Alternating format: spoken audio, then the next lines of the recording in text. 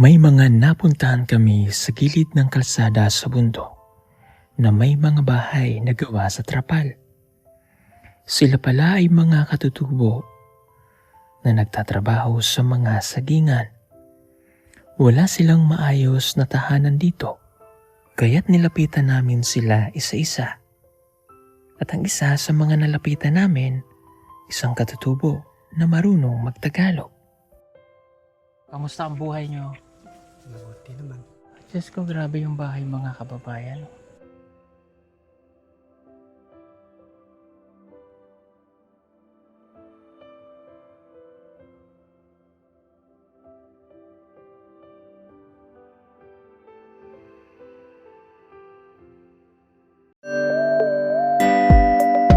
Pugong biyahero, ang hero ng masa, ang hero ng masang Pilipino.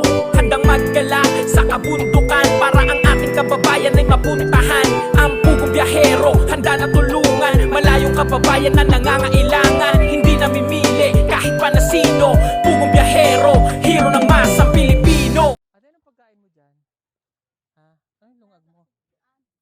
Saging? Ay, saging daw. Saging. Bago pa lang. Okay lang yan. Mag-aantay ako. Charis. Ha? Bago pa lang? Wala kayong bigas? Naagi utang na mo dira. Ah, inutang nyo lang. O, bahay nyo ba to? Oh. Bahay nyo to? Oh, wala. Sige, pasensya na kayo. May anak na kayo? Wala. Tulo. Ah, 3 na anak nyo? Ah, bakit naman nag-aanak kayo ng 3? Joke lang. Ha? Ah, sa atin? Ilan ba gusto mo? 3 din, pero isang anakan lang. Oo. Gusto niya sa isang anakan lang. Anong pangalan ng anak? Paul, Chris, on, Jan. Jan. Oo. Isang babae, 2 lalaki. Pero, isang anakan lang. Kayo ng anak yan? Kanya. Sa inyo? Oo. Pero ayusin natin paggawa. No? Paano ba inaayos yun? Ano, pambili nyo ng bigas. Ha?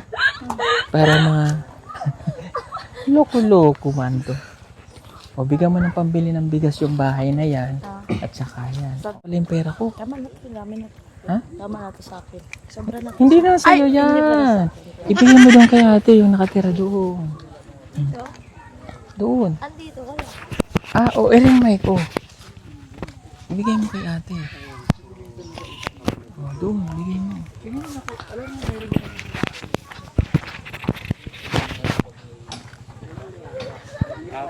Napay balay dito sir sa ubod tulo. Inaali niya ako. Ayo.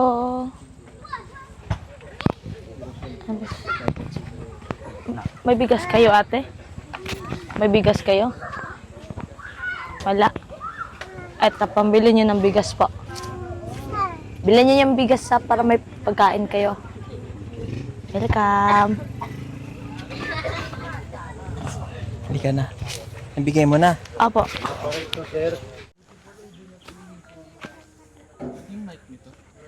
Oh. Hello, kuya. Oh, nakita kita kanina. Bahay nyo yan? Hello. Diyos ko, grabe yung bahay mga kababayan. Pwede ako umakyat? Umakyat lang. Ah, umihina yung anak mo. Anak mo yan? Dito kayo nakatira. Okay. Hindi lang naka-trabaho lang dito. Marunong ka magtagalog? Hindi. Hindi. Oh, hindi daw. Pero nakapagtagalog ka naman. Konti lang. Konti lang. Bakit marunong ka magtagalog? Yung una, Mm.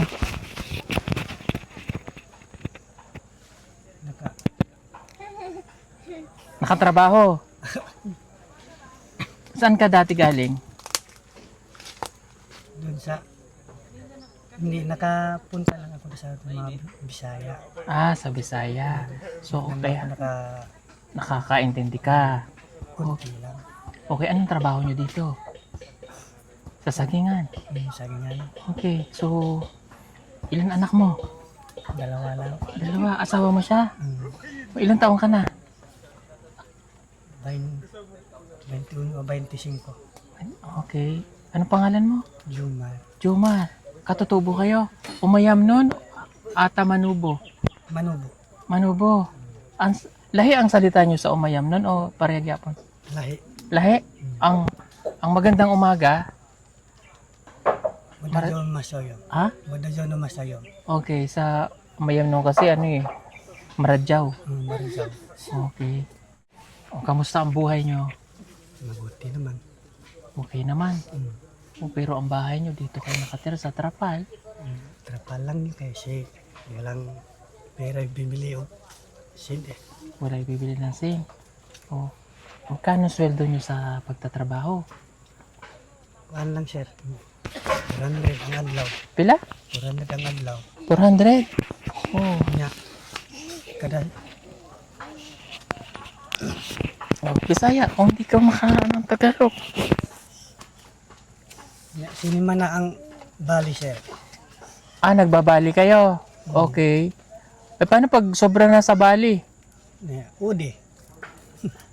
Wala nang kwarta. Wala nang kwarta. May bigas ba kayo ngayon dyan? Konti lang. Konti lang. Okay, pera. Wala. Wala. Okay, mahirap talaga ang buhay, ano? Okay, halika nga, dito tayo sa taas nyo. Oh, mayroon kayong maliliit na tubig. Ang anak mo nag-aaral? Nag-aral po si Chris. Asan siya nag-aaral? Doon sa Kasapa? mm, Kasi naghatid sa kanya doon. Layo man dito kasapa. Ikaw? Ah, hindi magiram lang ako ng motor ihatid niya. Asan siya nagpuyo doon? sa kuan sentro sa Kasapa. May kamag-anak kayo? Yung lolo ko. Ah, doon. Oh.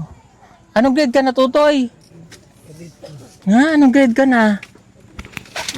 Grade 4? Oh, wow. Oh. Sige nga. Anong pangandoy niyo mo pagdako? Anong gusto mo? Anong gusto mo? Presto. Ha? Presto. Hindi.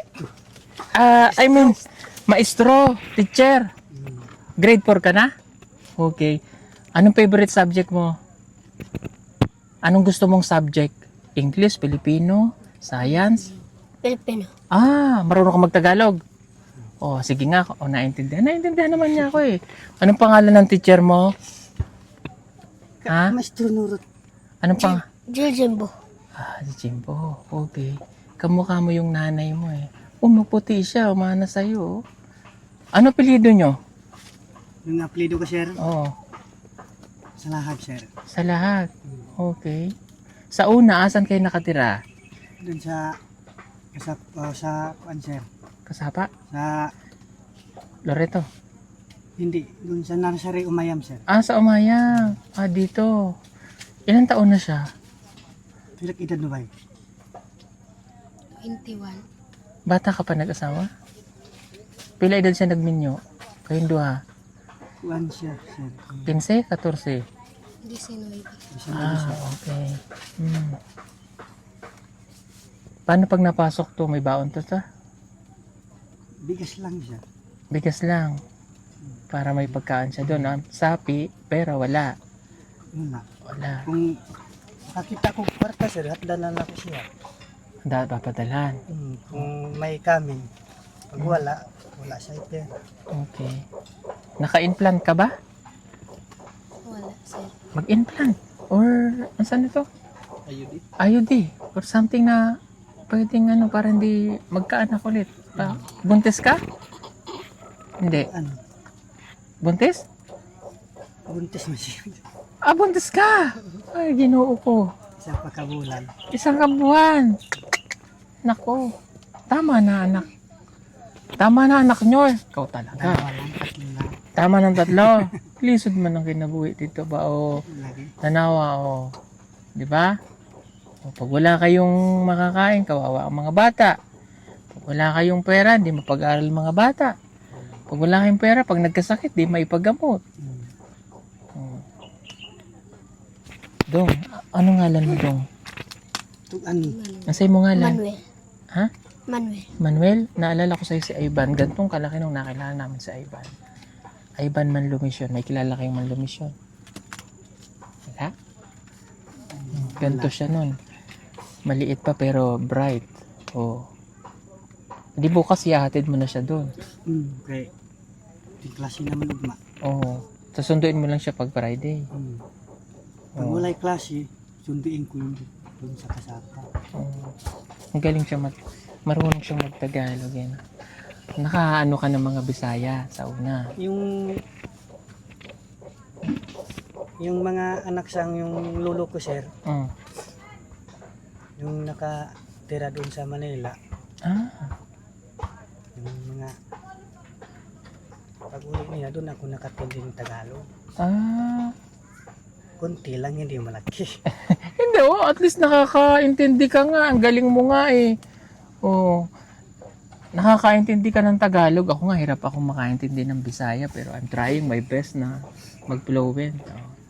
Pero naintindihan ko naman. Bakit parang wala kayong kaldero dito? So, yung kaldero namin, isa lang. Isa lang kaldero. Wala nang iba. Wala na, palit-palit lang. O ano sudan nyo ngayon? Sahay na tinapa, Tinapa. magi. Magi. Ano lang, wala Hirap nang na. iba. Ang hirap ng buhay. Naku po. O, tas dito pa kayo nakatira. Tutulo yan paggabi, pag umulan. Tugnaw pa naman dito. May kumot ba kayo dyan? Meron, sir. Mayroon naman. Ito lang ang kumot namin, oh. Duyan. Oh, galing mo, marunong kang magtagalog. Asawa mo nakakaintindi ng Tagalog? Hindi, sir. Hindi. Hindi ka nakapag-aral? Wala na, sir. Kasi yung tatay ko at nanay ko, wala na. Wala namang mag-kwan sa akin. Mag-ate man. Kasuporta. Ilang taon ka nung nawala ang parents mo? Kung yung bata pa, kung yung inanay pa kanin, sir, nabayaan ako sa akong mama. Oh. Dito na ako nagpuyo sa akong ulo. Oh. Antod na pag dako-dako na na. Manang ubang ko atong may magtrabaho. Na nakaundang ko eskwela kay wala na may mo kwan sa akong mga bayaron sa eskwela. Eskwela. Anong grade lang yung naano mo, narating mo? Kwan lang, sir.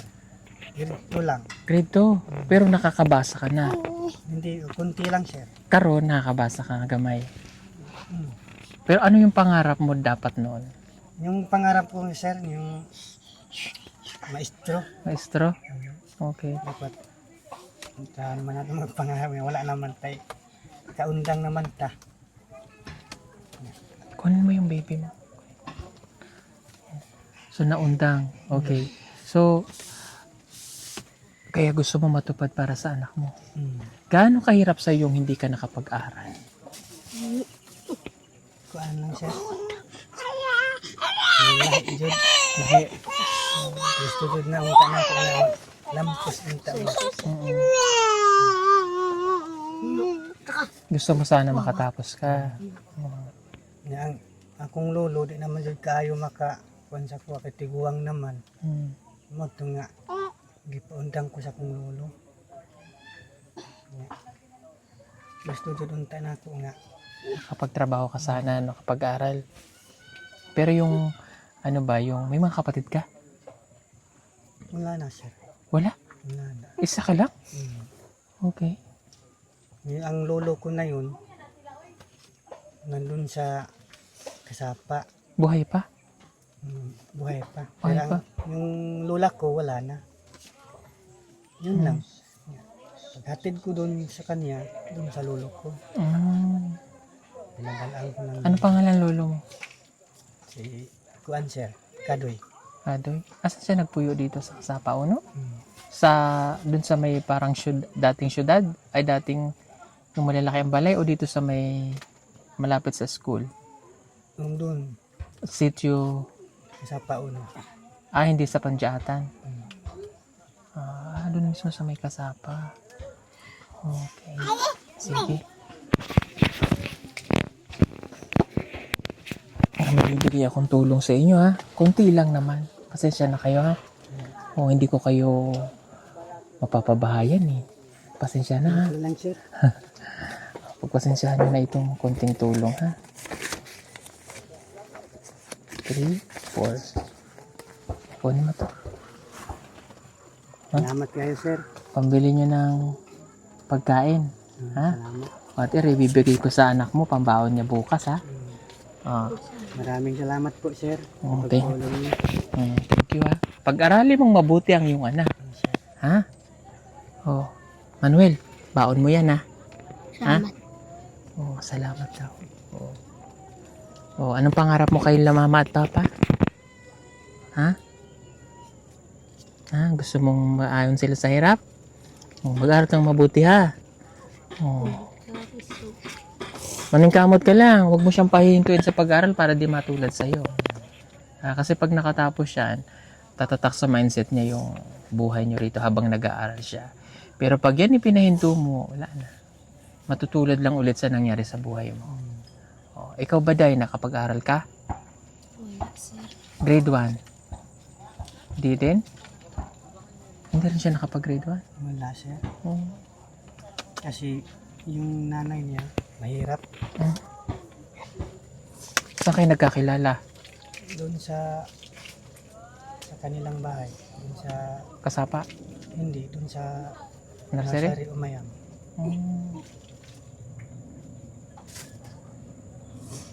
Hirap ng buhay dito, ano? Kung pwede lang wala nang ganitong mga kababayan, ano? Kung pwede lang wala na tayo nakikita ng ganito. Kaso hindi kaya. Sobrang dami po. Alam nyo, nandito na kami. Yung Davao City, halos natapos na namin yung... Siguro may 2 o 3 sityo na lang hindi namin napupuntahan. Pero pagdating dito sa Agusan, ayan, grabe. Makikita nyo, tinan nyo. Na magpasa hanggang ngayon, mayroon pa rin tayong mga kababayan na nasa sa bundok na katulad nito, mga ganitong bahay, mga kababayan nating katutubo, na sila dapat yung, kumbaga, yung mga lupain ay sa kanila, pero wala silang pang tanim dahil wala silang financial. Kaya ang nangyayari minsan ibebenta na lang nila yung lupa nila, mura lang, minsan 20,000, 10,000, no? Mga yuta, ang mga lulubo ba may yuta, nabenta na rin. Ganun lang nangyayari. Kumbaga sila yung may malalaking lupa sa unang panahon, sila yung nawalan ngayon kasi anong gagawin, walang financial eh. Sino yung may mga financial? Sila yung mga, siyempre yung mga Bisaya na bibili na yung lupa nila. Siyempre mga Bisaya may financial, may sisipag, tataniman nila ng niyog, kakao, durian, saging. So maganda lang, kumbaga nahahatak na rin yung mga katutubo. Nadadala na rin sila nung ugali ng mga Bisaya na paano dumiskarte sa buhay. Napapasok sila sa bundok, kaya ngayon kaya dito napapasok na sila. So nabibigyan ng trabaho, kaya natututo rin sila. Pero madalas sila pa rin po yung nasa laylayan. Ano? So at least ito, sa pamagitan po ninyo, nakikita nyo yung sitwasyon ng mga kabayan natin sa bundok, lalo na yung mga katutubo, na may ganito pa rin hanggang ngayon. So kaya sana dumating niyo yung araw na wala nang ganito pa. Pero hopefully mangyari, ganyan. Pero hanggat hindi nababago yung edukasyon sa kanila, hindi nila napapag-aral, wala pong mangyayari. Paulit-ulit lang.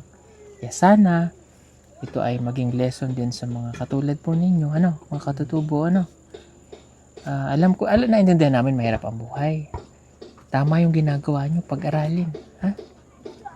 Kasi libre lang naman yung school, ang problema lang yung pagkain. Kaya maningkamot, 'di ba? Kasi meron kaming tribo na napuntahan na ang madalas na naghahanap buhay ay ang mga babae. Dito ba, sino naghahanap buhay madalas? Lalaki o babae? Babae lang po, sir. Babae ang naghahanap buhay? Lalaki. Lalaki. Kasi minsan yung iba na napuntahan namin dati, ang babae, magtatabas lang ng kaingin ng lalaki, pababayaan na yon. Ang babae na ang magtatanim, yung lalaki ang nasa bahay, ang babae yung nasa sauma, naghahanap buhay.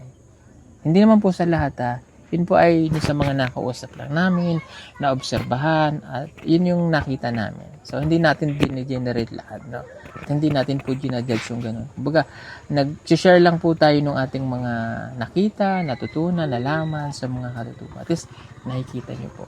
So sila, itong mga katutubo nating pinuntahan, sila Manubo, pero dito sila nakatira sa Agusan, it's part of Loreto.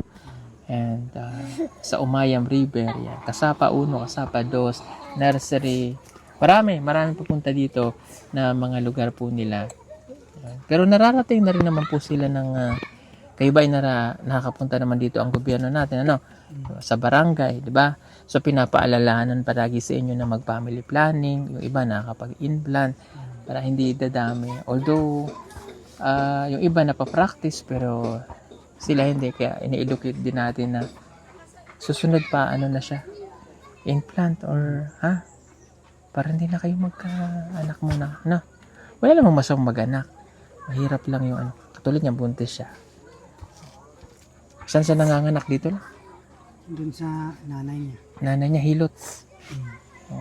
Okay na sa kanila, okay lang yun. Sa una naman ganun talaga hilot. Okay? O siya, sige. Ingat kayo ha. Salamat. God bless. May baon ka na bukas. Mag-aaral ka mabuti, Manuel, ha? Okay. Sige. Salamat, kuya. Salamat, sir. Thank you. Ayan, bababa na po kami. Salamat. God bless you.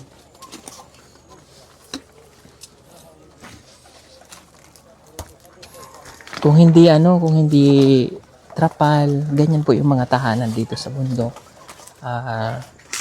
Trapal at saka dahon yung mga bubong. Ganyan. May tao dyan, eh? Okay. O siya, sige po mga kababayan. Sa hirap ng buhay, ganito po talaga dito sa bundok.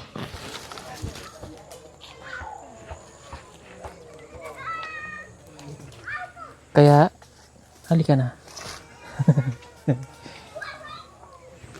Let's go po. Salamat. God bless po sa inyo mga kababayan. Meron pa daw bahay doon sa baba. So, uwi na kami nilang lang kasi ano. Dadaanan naman po namin yun. Uwi na kami kasi ano na. Tanghali na. Di ba? Na. Di ba? Pag itong oras, dapat natutulog na yung mga tao. Alas 12, natutulog. Oo. Ganito kainit. Dapat matutulog.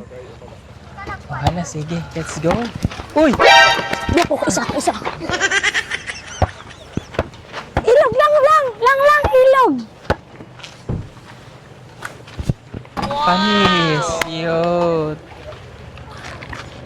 Tara na, mainit. So, maraming salamat mga kabayan na alis na po kami. God bless po sa inyong lahat. Mainit ang panahon at kailangan mong magtipid ng kuryente. Huwag kang mag-alala dahil meron tayong solar stand fan. Pwede mo na itong gamitin gamit ang solar panel at pwede rin ito sa electric. Napakadali lamang nitong gamitin. Isaksak lamang ang cable ng solar panel sa stand fan. Ibilad ang solar panel direct sa araw. At ayan, pwede mo na siyang gamitin. Napakaganda nitong solar stand fan na ito at napakatibay. Meron na rin siyang ilaw at pwede ka ritong mag-charge ng cellphone. Kaya ano pang inaantay ninyo? Mag-order na at mag-message lamang po kayo sa aming messenger account at PB Team Solar. Sa bawat order po ninyo ay malaking tulong po sa ginagawang pagtulong ng PB Team. Maraming salamat po!